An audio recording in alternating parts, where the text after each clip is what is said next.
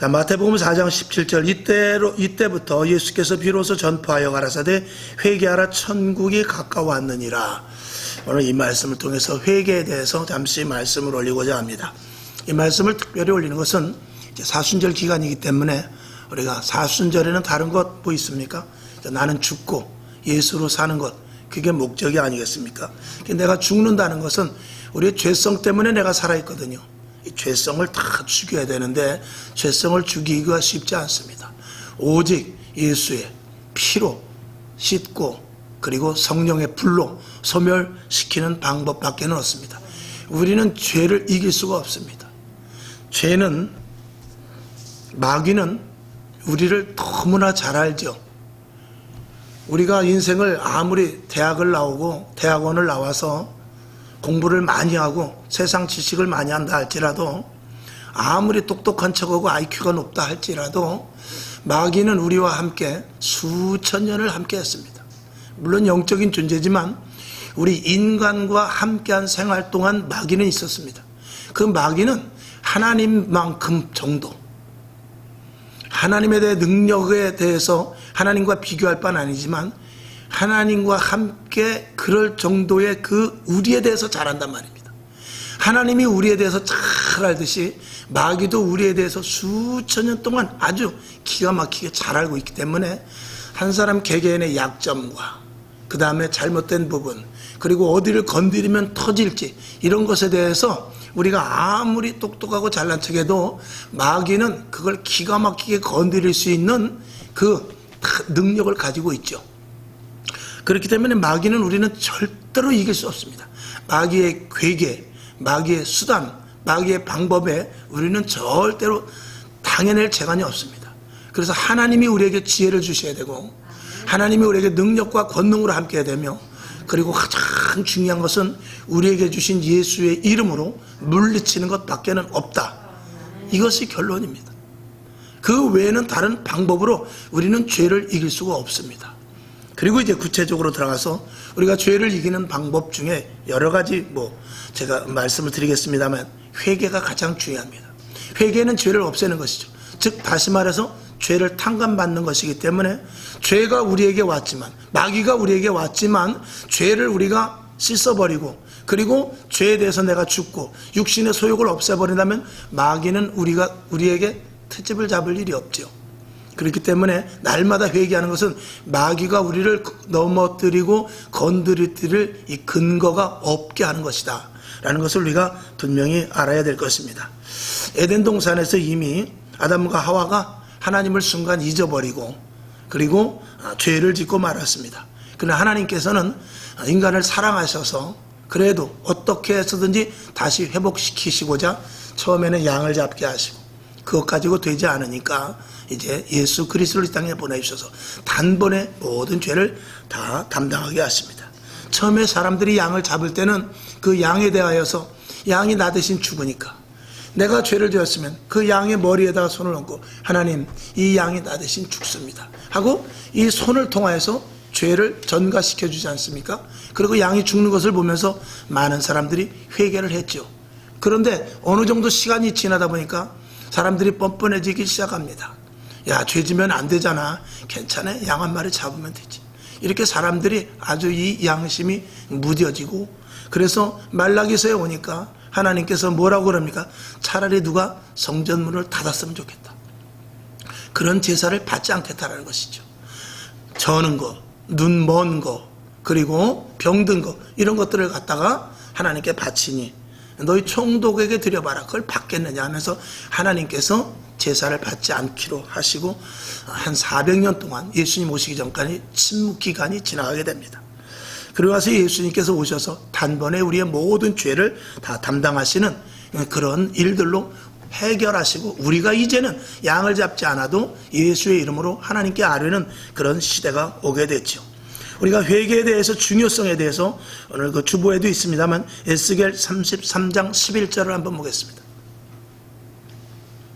자, 시작. 주 여호와의 말씀에 나의 삶을 두고 맹세하노니 나는 악인의 죽는 것을 기뻐하지 아니하고 악인이 그 길에서 돌이켜 떠나서 사는 것을 기뻐하노라. 이스라엘 족속아 돌이키고 돌이키라. 너희 악한 길에서 떠나라. 어찌 죽고자 하느냐 하셨다 하라. 하나님은 악한 죄, 악한 자들, 죄인들에 대하여서 회개할 것을 이야기하고 있습니다. 회개함으로 말미암아서 하나님과의 관계가 다시 회복되는 것을 말씀을 하고 있는 것이죠.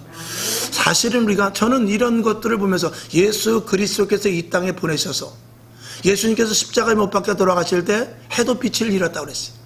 하나님도 외면을 했다라고 할 정도로 그렇게 정말 예수 그리스도께서 십자가에 못 박혀 돌아가신 사건은 참담한 사건이요, 있을 수 없는 일이죠.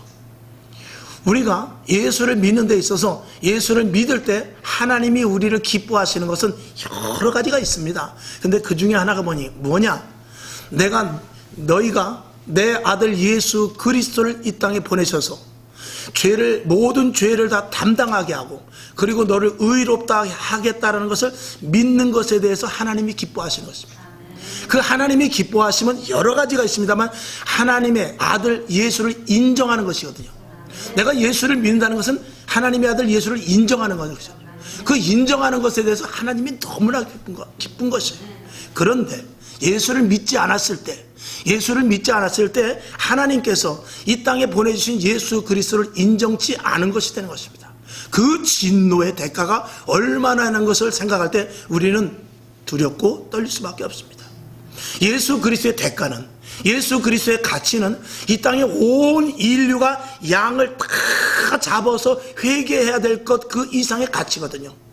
하나님이 그렇게 정하신 것입니다.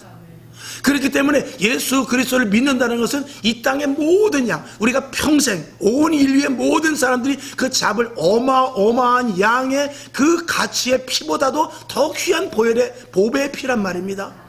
그것을 인정하기 때문에 하나님께서 우리가 회개하고 주 앞으로 나갈 때 그것을 인정하는 것에 대해서 하나님이 기뻐하시는 것입니다. 그런데 그것을 믿지 않는다는 것은 내가 그 엄청난 예수 그리스도의, 내 아들 예수 그리스도의 가치가 이 땅의 모든 죄, 이 땅의 모든 양을 다 잡아서 그 죄를 속하여 주는 그 대가 이상의 것인데 그것을 무시했단 말이죠. 하나님의 아들의 그 가치를 무시했단 말이죠. 그것에 대한 하나님의 진노는 이루 말할 수 없다는 것을 생각해보면 정말 두렵지 않을 것입니다. 두렵지 않을 수가 없는 것이죠. 그래서 요한계시록에 보면 산들아, 바위야, 마지막 때 와서 나를 덮쳐가지고 그 진노에서 피하게 하라. 차라리 돌에 맞아 죽는 게 낫다는 것이죠. 산에서부터 산이 허물어져서 돌이 굴러와서 나를 그냥 쓰러져서 죽는 게 낫지 하나님의 그 진노 앞에 설 수가 없다는 것입니다. 그 진노는 예수 그리스도를 믿지 않은 하나님께서 예수 그리스도에 대한 그 가치를 우리에게 부여해 주었는데 그 가치를 인정하지 않은 그런 엄청난 죄를 우리가 받게 될 수밖에 없는 것입니다. 여러분, 예수를 믿는다는 것은 단순히 내가 구원을 받는 것이 아니라 하나님을 기쁘시게 하는 거예요. 하나님을 인정하는 것이고 예수 그리스도의 보혈의 피에 대해서 우리가 그 가치를 인정하는 것이 포함되어 있는 것입니다. 그렇기 때문에 하나님 기뻐하시고 우리를 그 인정한 부분만큼, 예수 그리스도의 보혈의 피를 인정한 만큼 우리에게 가치를 두셔서 우리가 불 가운데를 가든지 물 가운데를 가든지 우리가 고난과 환난 가운데 있다 할지라도 끝까지 우리를 붙잡으시는 이유가 바로 그 근거인 것입니다.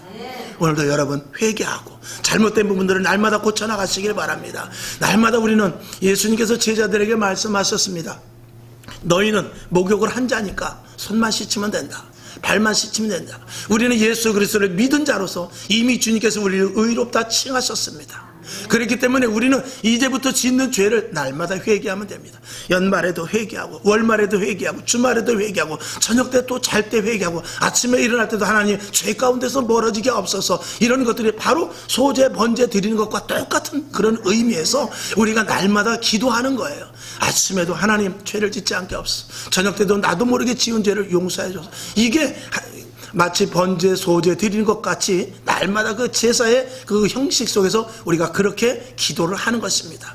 하나님은 그거를 기뻐 받으시는 것이죠. 저와 여러분, 회개는 쉽지 않습니다. 그러나 회개할 때 하나님이 기뻐하시고 우리의 가치를 하나님께서 더 인정해 주신다는 사실을 저와 여러분이 분명히 알 수 있기를 주님의 이름으로 축원합니다. 그래서 사도 바울은 하나님을 아는 지식이 이 세상에서 가장 고상하다고 그랬어요. 왜 고상하냐? 하나님을 알므로 말미암아서 우리의 신분이 완전히 달라지기 때문에 그렇지. 하나님이 간섭하는 자가 되고 하나님이 존귀히 여기는 자가 되기 때문에 그래요. 그래서 우리가 반드시 회개라는 것이 엄청나게 이 예수 믿는 데 있어서 중요하다는 것을 저와 여러분이 알아야 되겠으며, 그 다음에 두 번째, 회개하지 않은 결과에 대해서 에스겔 18장 31절을 한번 보겠습니다. 시작. 너희는 범한 모든 죄악을 버리고 마음과 영을 새롭게 할지어다. 이스라엘 족속아, 너희가 어찌하여 죽고자 하느냐. 여러분, 회개하지 않는 것은 결국은 죽는 것입니다. 그래서 하나님을 회개하지 않고 하나님을 알지 못하는 그 어떤 것을 우리 회개하지 않고 하나님을 안다 한다 할지라도 그것으로 말미암아 구원받지 못합니다. 즉 다시 말해서 우리가 하나님을 안다면 반드시 회개의 조건이 들어가야 돼요. 그 회개에는 무엇이 포함되느냐? 우리가 받는 세례가 포함됩니다. 그래서 우리가 예수를 믿을 때 제일 먼저 하는 것은 세례입니다. 세례는 나는 죽겠다는 것이죠. 육신의 정욕, 소욕, 자아, 고지, 나의 의, 이런 모든 것들을 다 잠시 식히겠다는 것이거든요. 그리고 오직 하나님이 공급하여 주시는 힘으로 살겠다는 것이 우리가 세례를 받는 것입니다. 그러니 그 세례를 통하여서 침례교 같은 데는 온전한 침례를 받죠. 우리 순복음께서는 완전히 물속에 들어갔다 나오지 않습니까? 그것이 정말 더 의미가 있죠. 그래서 그런 침례를 통해서 내가 이제부터는 예수 그리스도로 말미암아 살겠다는 그것인데 하나님이 얼마나 기뻐하냐 이거죠.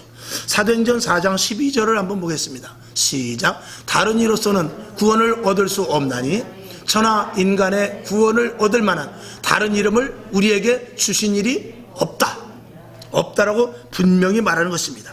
이 죄라는 것은 신학교 가면 배웁니다만 관역에서 벗어났다는 뜻입니다. 그 관역에서 벗어났다는 것은 우리의 목표, 우리의 계획, 우리의 방법, 이런 것들이 하나님 쪽으로 향하지 않은 것을 죄라는 것입니다. 그리고 하나님이 원하는 것은 뭐냐? 오직 예수 그리스도로 말미암아 구원을 통하는데 도덕, 윤리, 타 종교, 어떤 미신, 부적 이런 것들을 통해서 구원받는 것은 절대 있을 수 없다는 것입니다. 그러니까 우리가 목표, 내가 선왕당에 가서 3년 동안 치성을 드리면 극락가겠지, 내가 어떠한 종교에 심취했으면 내가 천국을 가겠지가 아니라 그건 관역에서 다 벗어난 거예요. 바로 오직 예수 그리스도를 통과하지 않으면, 예수 그리스도의 십자가 사건을 통과하지 않으면, 내가 침례받아서 죽지 않으면 하나님 앞으로 갈 수 없다는 것이 바로 회복이라는 것입니다. 그걸 회복을 통한 회복이라고 말하는 것이죠. 우리는 그래서 이 시대에 회개가 많이 적습니다.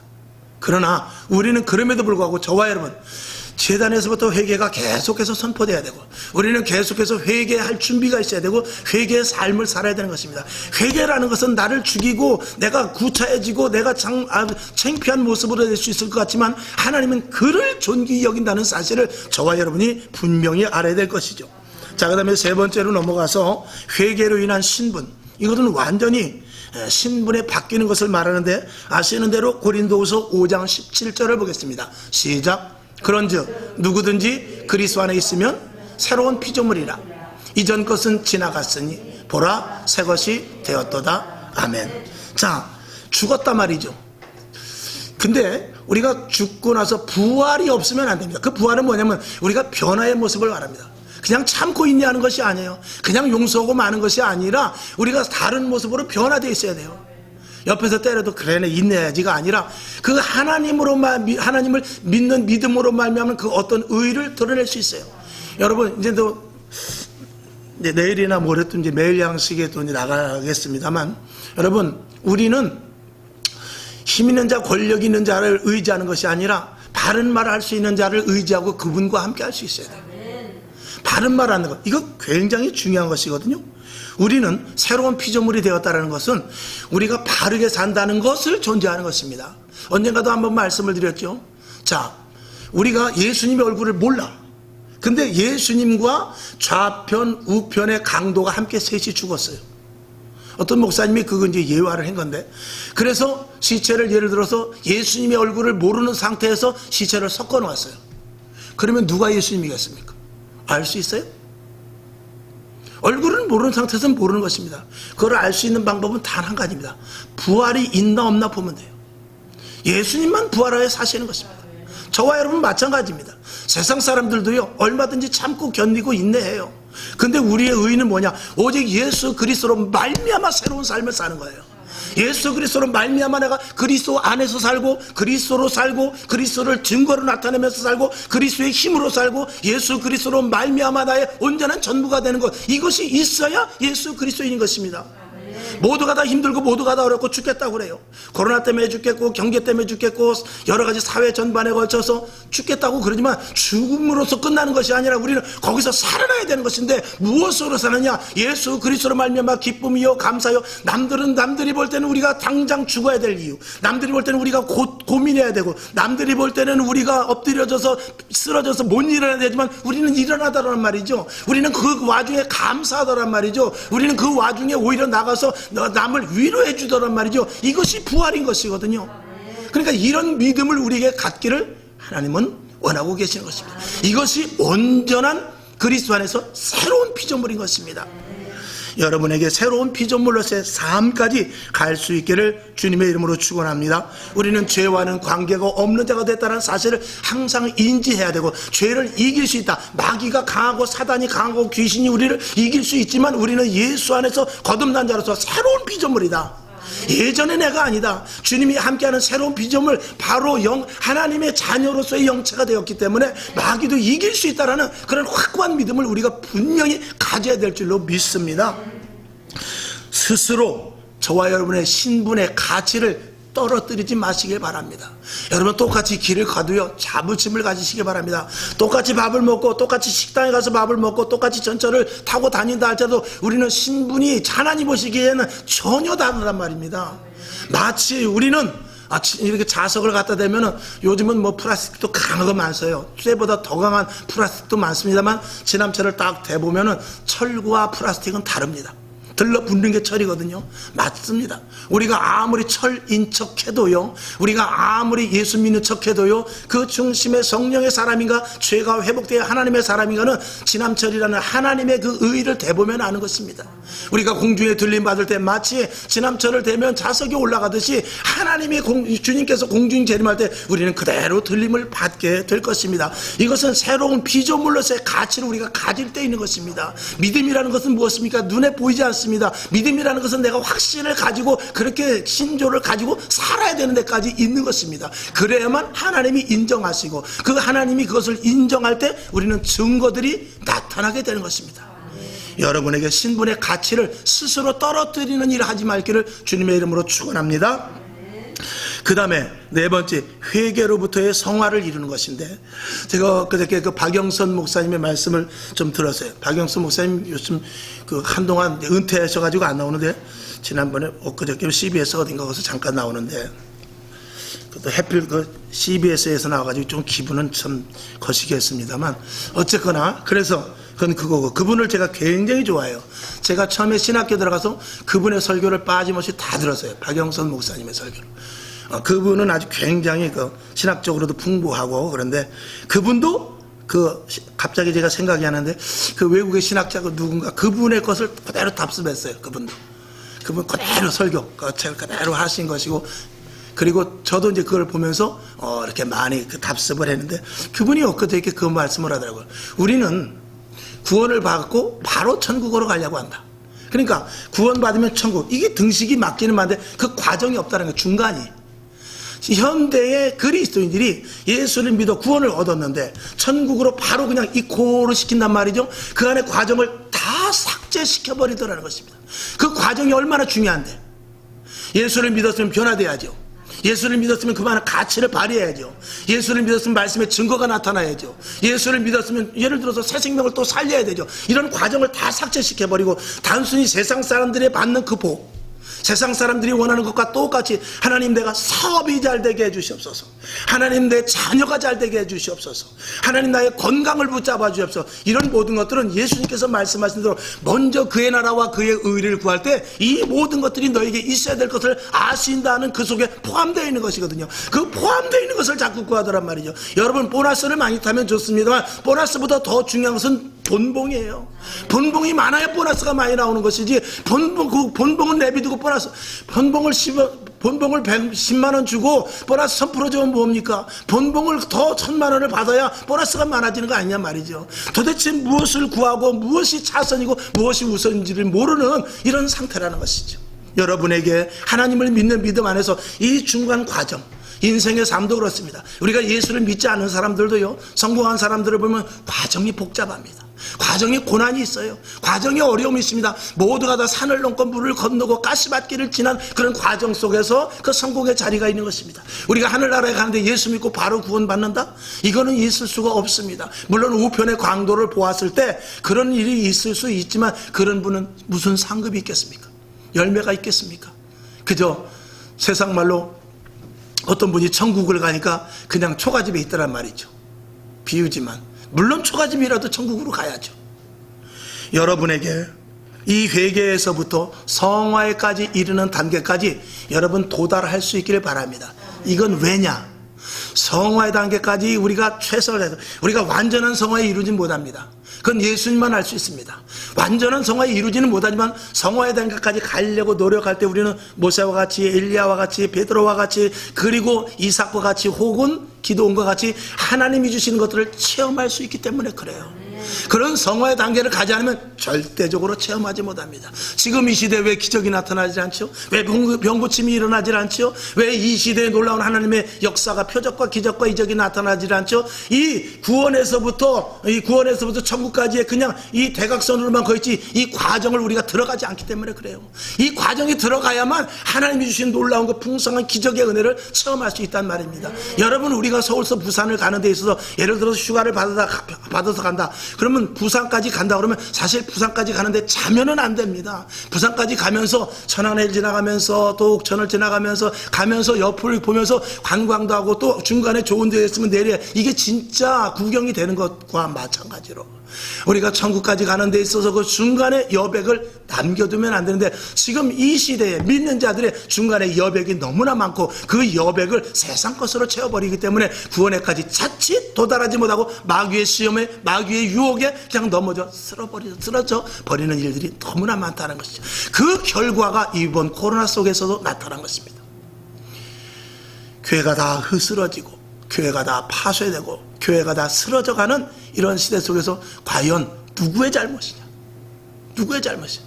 우리 모두 각자의 구원에 대한 잘못된, 성화에 대한 것들에 이루지 못하는 그런 부분이 있는데, 최종적인 잘못은 개인이지만 그 위에 잘못에 배우는 주의 종이 있다라고 분명히 말씀드릴 수밖에 없는 것이죠. 그래서 에베소서 4장 13절을 보겠습니다. 시작. 우리가 다 하나님의 아들을 믿는 것과 아는 일에 하나가 되어 온전한 사람을 이루어 그리스도의 장성한 분량이 충만한 데까지 이르리니 아멘. 그러니까 예수 그리스도를 우리가 따라가는 것으로 중요해서는 안 됩니다. 따라가야죠. 따라가는 것만 되는 것이 아니라 따라가서 예수 그리스도를 닮아야 됩니다. 예수님께서 십자가에 못 박혀 돌아가실 때 거기서 예수를 죽여라 했던 사람들이 다 예수를 따라다녔던 사람이에요. 따라다녔던 사람들이 예수를 다 죽인 것입니다. 그런데 예수 그리스도를 믿어 변화된 사람들은 예수를 죽이라고 하지 않습니다.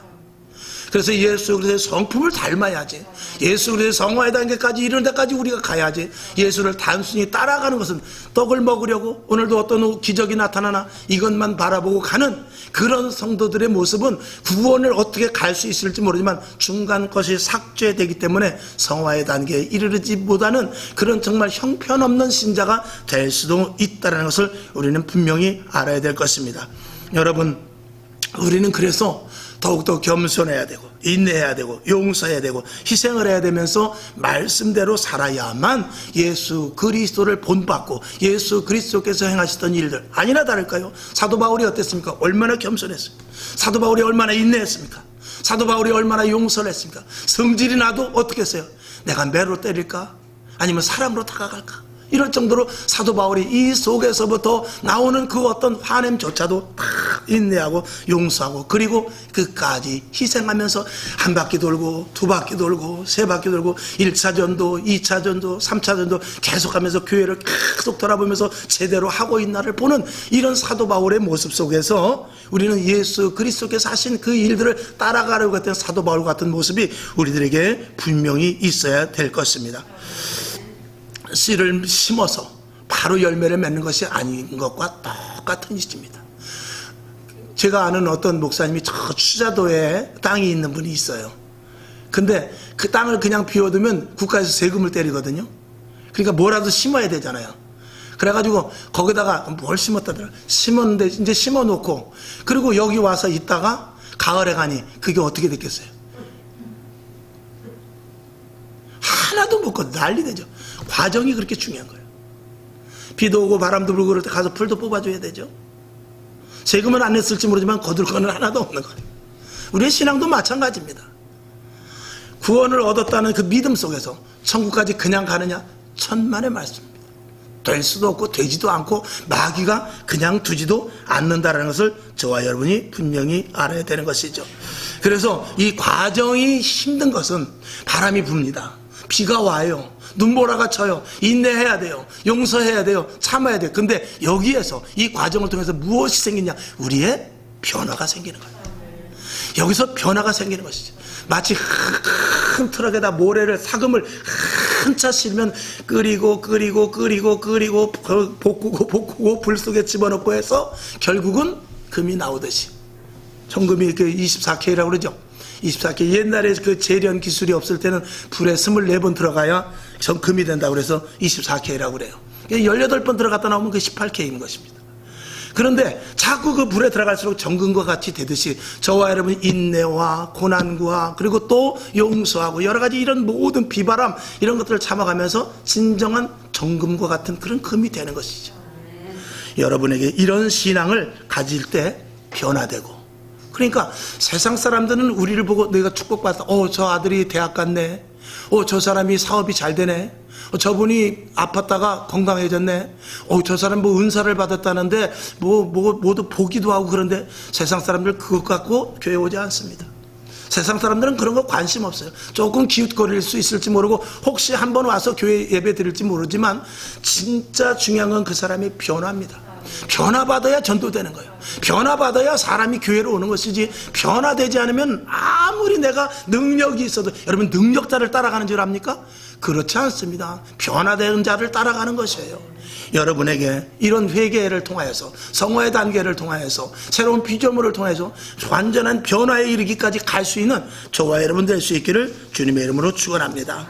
근데 그 밑에 보면 이제 회개의 깊이, 이건 사람의 속성이기 때문에 회개하기 싫어하지. 왜냐하면 자존심이 있는데요, 욕심이 생기는데요, 그리고 음란한 것이 내 속에 가라앉아 있는데요, 그리고 내 자아가 있는데요, 이 작은 한 뼘의 얼굴이 있는데 어떻게 그럽니까? 이 작은 한 뼘의 얼굴이 이게 얼마나 귀한데요. 이거 조금이라도 누가 건드리면은요, 우리는요 팍 그 자리에서 나가버립니다.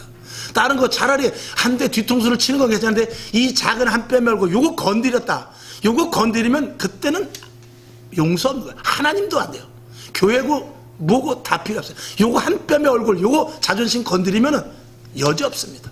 그게 사람마다 다 있어요. 그걸 죽여야 돼요. 그걸 버려야 되는데 쉽지 않죠. 그리고 자기의 의, 이거 참 버리기 힘듭니다. 그러나 이런 것들을 다 묵살시켰을 때 누가 책임지느냐? 절에 가면 다 비우죠. 절에 가면 다 비웁니다. 비우면 뭐가 들어오냐? 비우면 사람이 뜹니다. 그래서 그 사람이 뜨죠. 보면은 그 도인들 보면은 공중에 떠 있는 거 보잖아요. 얼마나 비웠으면 뜰까? 비웠으니까 뜨죠. 풍선에 바람만 들었으니까 뜨지 않습니까? 그러니까 그 뜬 모습이 형상화했을지 모르지만 그렇게 뜰 수 있을지는 모르지만 그 안에 담겨진 것이 없으면 무슨 소용이냐 말이죠. 그 안에 담겨진 게 있어야 남에게 영향력을 끼칠 수 있지 않습니까? 내가 혼자 저 깊은 산 속에 들어가서 비워서 한 3년 반을 비웠더니 이만큼 떴어. 그게 무슨 소용이 있어요? 그 안에 채워야죠. 예수 그리스도로 말미암아 채우는 것, 이것까지가 우리가 예수를 믿는 것 아니겠습니까? 우리는 그래서 예수를 믿고 하나님을 알고 성령님이 어떤 분인 것을 알고 그것을 알 때 우리의 인생의 가치가 극대화되는데, 그때 우리는 완전한 자유를 누리게 되는 것입니다. 그때는 세상이 나보다 더 낮아 보여요. 그러니까 용서할 수 있죠. 태권도 7단인 사람이 조그만 아이가 발로 걷어차다, 이야 이 새끼야 그러면 이거 봐라 그렇지 하고 같이 너 덤벼 그러면 그건 바보죠. 때려도 그래 때려봐라 니까지 이렇게 때려봐야 잘한다 그렇죠. 마찬가지입니다. 우리가 세상에 대해서 분노하지 않고 세상에 대해서 인내할 수 있고 세상에 대해서 이 작은 한 뼘의 얼굴에 먹칠한다 할 때도 그까지 그거 다 할 수 있는 것은 우리가 얼마만큼 높은 위치에서 내려다보느냐의 차이인 것입니다. 요한복음 8장 22절을 보겠습니다. 시작. 진리를 알지니 진리가 너희를 자유케 하리라. 진짜 예수 믿으면은요 우린 자유함을 얻습니다. 옥에 갇혀서도 바울과 실라는 찬양을 했지 않습니까? 여기조차도 주님이 계신다. 이것조차도 하나님의 역사 속이다. 요셉이 총리가 될 때 옥에 들어가지 않으면 총리가 될 수 없었어요. 이게 형통이다. 형통의 길 속에 여기 포함되어 있는 것이다. 이렇게 생각을 하는 것이죠. 오늘도 여러분, 우리의 신앙은 회개하고 예수를 바르게 믿어 성화의 단계에 이르고, 그리고 내 고집과 자아와 나의 모든 것들을 다 깨뜨려 버린다면 우리는 정말 하나님이 기뻐하시는, 하나님이 원하시는 한 사람의, 하나님의 한 자녀로서의 개체를 갖게 될 것입니다. 자, 이제 회개의 결과도 있었지만 그 밑에 보면 회개의 결과가 있죠. 회개의 결과는 자유함을 얻는 것입니다. 이제 결론으로 말씀을 드립니다. 우리는 이제 한 걸음 더 나가서 전 교회, 전 성도가 회개해야 됩니다. 기도하지 못하고 변화된 삶을 살지 못한 그 결과가 저는 이번 코로나 사태라고 생각합니다. 여러분, 코로나가 우한에서 온 것 같지만 코로나가 많은 사람들이 매개체를 통해서 왔다라고 이렇게 말할 수 있지만 실질적으로 양면성입니다. 사실은 하나님께서 우리 믿는 자들을 다시 한번 세우기 위한 하나님의 어떤 나름대로의 준호한 심판의 장이 될 수도 있다. 저는 그래서 제가 항상 말씀드리듯이 너무나 이 코로나 사태가 감사한 거예요. 왜? 코로나 사태가 오지 않았으면 나는 목회를 이전과 같이 할 텐데, 코로나가 안 왔으면 그저 남들과 하는 평범한 목회를 할 수밖에 없었을 텐데, 그리고 타성에 젖은, 그래서 어떻게 하면 부흥되고 어떻게 하면 교회가 든든히 서가는 데 있어서 하나님의 말씀을 붙잡기보다는 세상의 방식이나 세상의 프로그램이나 아니면 어디 몇십만 원 주고 가서 그런 방식을 배워와서 할 수 있을지도 모르는데, 이 코로나가 됐기 때문에 이야 이거 말씀으로 들어가야 되구나, 야 알곡과 쭉정이가 지금 갈라지는 시대구나, 야 이거 주님 오실 날이 멀지 않은 모양이구나, 이때 우리가 똑바로 서야 되겠구나, 그런 경각심을 갖게 하셔서 너무나 감사하다는 것입니다. 그래서 몇 사람이 남느냐가 문제가 아니라 정말 끝까지 제가 올라갈 때 나만 올라가면 어떡해요? 저는 저와 여러분이 하나님 앞에 섰을 때 믿음의 순서를 쭉 보았을 때 목사가 제일 앞에 서고 장로가 그 뒤에 서고 그것이 아니라 똑같은 믿음으로 일렬 횡대로 섰으면 좋겠어요. 하나님 보시기에 야 어쩌면 그렇게 믿음의 분량이 똑같으냐, 이렇게 하면서 목사나 아니면 맨 밑에 성도 전도된 성도까지라도 똑같이 일렬 횡대로 믿음의 분량이 같았으면 좋겠다는 것이 제 생각이죠. 우리는 교만하면 안 됩니다. 그동안 우리 예수 믿은 사람들이 얼마나 잘난 척을 했습니까? 솔직히 말해서 예수 믿는 것을 그냥 하나의 액세서리로 알고 그래서 교회 다니는 것을 도덕적으로, 윤리적으로, 교양적으로 안 적이 너무나 많았습니다. 기도하지 않은 것 가장 큰 죄죠. 예배 줄인 것 가장 큰 죄죠. 마음대로 시간 조정한 것 다 죄죠. 그리고 우리가 은사를 거부하고 성령의 역사를 배제시킨 것, 이거 하나님 앞에 큰 죄입니다. 이제는 회복해야 돼요. 여러분 30년, 40년, 20년 전에 얼마나 뜨겁게 신앙생활 했습니까? 1년이면 몇 번씩 기도원 가고 금식하고, 지금은요 금식 안 합니다. 먹고 기도하지. 물론 옳은 말입니다. 근데 먹고 얼마나 기도하냐 말입니다. 먹고 기도하는데 금식한 만큼의 그 소진될 그런 기운을 가지고 기도하느냐? 여러분 금식을 안 하고 밥을 먹고 기도하면은요, 기도해서 그 밥 기운이 다 빠져서 금식할 정도 기운이 탈진되는 정도까지 기도해야 돼요. 그러면 금식하지 않고 밥 먹어도 돼요. 제가 좀 극단적으로 말씀을 드리는 거예요. 저도 뭐 그렇게 금식을 그렇게 관장하는 사람은 아닙니다. 그러나 기도를 하려면 금식하는 자의 심정을 가지고 그러면 금식 기도를 하란 말이죠. 그런 것들이 계속해서 희석되니까, 왜냐하면 평안하거든요. 왜냐하면 벼락 맞지 않거든요. 왜냐하면 당장 내 손발이 잘려져 나가지 않거든요. 왜냐하면 내 기업이 그냥 있거든요. 왜냐하면 내 자녀들이 그냥 있거든요. 건강이 해쳐지지 않거든요. 그러니까 안일하게 있는 것입니다. 이것이 얼마나 큰 독이 되는가를 우리는 생각해 보았을 기회가 바로 이 코로나 시대였습니다.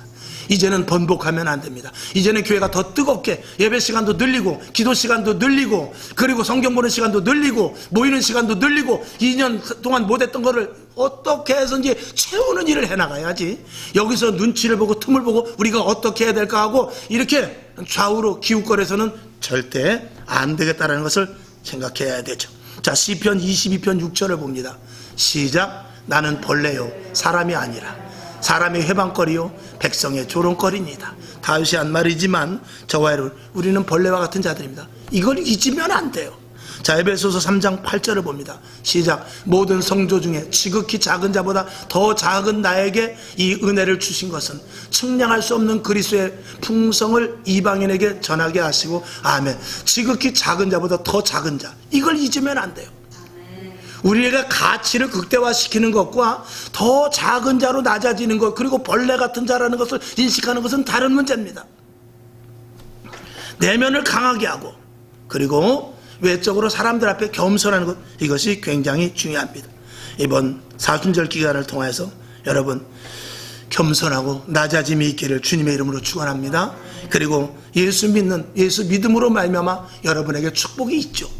그 축복을 담는 그릇이 되기 위해서는 깨끗하게 겸손하고 낮아지게 비우는 그런 모습을 가져야 되고, 인내할 수 있어야 되며 용서할 수 있어야 되고 희생할 수 있어야 될 것입니다. 이번 사순절 기간 더 한번 많이 회개해 보시기 바랍니다. 더 성경에 깊이 한번 들어가 보시기 바랍니다. 더 예수님께 집중해 보시기 바랍니다. 그리고 더 낮아지기를 위해서 최선을 다해 보시기를 주님의 이름으로 축원합니다. 할 일이 많습니다. 100배의 부흥을 기대해야 되죠. 저 속에 들어가시길 바랍니다. 하나님이 계획하신 일입니다.